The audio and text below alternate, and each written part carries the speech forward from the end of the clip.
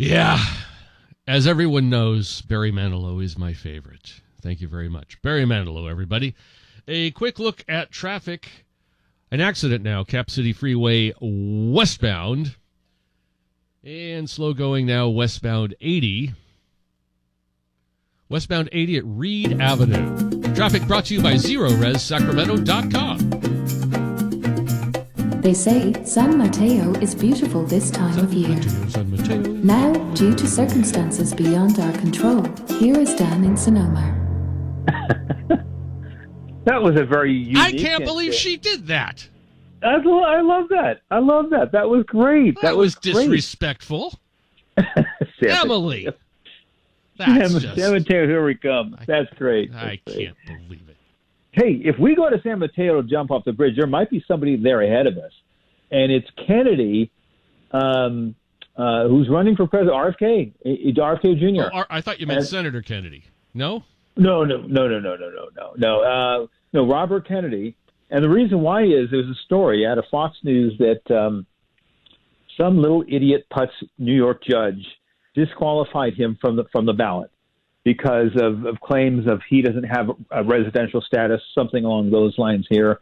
And it reminds me of Hillary Clinton when she was running for Senate in New York, and she had nothing to do with New York. She didn't live there. She had no history there, but she claimed to be the New York senator. And she did something what RFK is doing, getting some little room or whatever, and that was more than enough to put her on the ballot.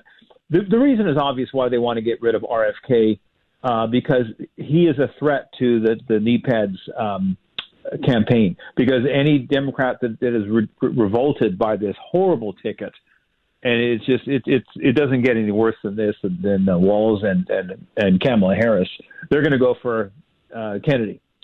So this could be a template, according to this article, for other states for him to be removed from the ballot. So obviously the Democrats are at work trying to, clear a path for Cammie. And I do feel bad for RFK because his campaign got off to a great start, and it just sort of fizzled. Why? Because he didn't get any media coverage. No, I guess he's not woke enough, although he does have lots of problems. It's not like he's conservative. He's not. No. He was anti-vax, I guess. But other than that, and that was the thing. And you know what they did when they threw that? When he had the courage to step up and claim the anti-vax status thing, the media jumped all over him. The Democrats jumped all over him and threw the race card at him. Somehow he became a racist. Of course, because he was anti-vax. That's just what they do. They just yell at you and say that you're a bad person, Dan. They don't even know what they're talking about, but they know they have these talking points, and one of them is, "You're a racist, Dan. You're a racist." And you don't have to, they don't have to back it up. They don't have to back it up at all. Parakeet. Racist.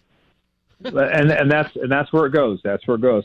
Now, speaking of race, I was looking at the media as it is. Keep in mind that they lied through us on every level through the pandemic. They lied about the economy. They're still lying about every aspect of life. In other words, it is it's a stage. It's a fantasy world, and something you'd see in Hollywood.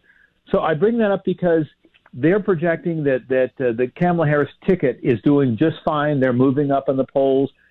Don't believe a word they say. This is a completely scripted world. This is a fantasy world that they live into, and they live in rather, and they want to project it on us. So I'm not buying any of this. I'm not buying that she's ahead in these polls, that she's doing quite well. She's doing quite poorly. You ask the average person, they're not paying much attention to this. I don't see people voting for it, and I don't count on anything, but it's looking pretty good as far as I'm concerned. As long as Trump doesn't fumble, he does. He's got that mouth on him. He will say something that is really, really wrong and turn people off. But as long as he keeps that in check, I think things are looking pretty decent. But that doesn't mean the media is going to stop what they're doing. Look at the piece from California Globe. It was by Katie Grimes, and it says the media has become the story. Yeah. And it's a great, great piece. So, again, it's not Kamala Harris running. It's the media that's running. They're projecting everything positive with this campaign, and none of that's true. You are so correct, sir. The media has become the story, and That is not as it should be. The media is supposed to report the news.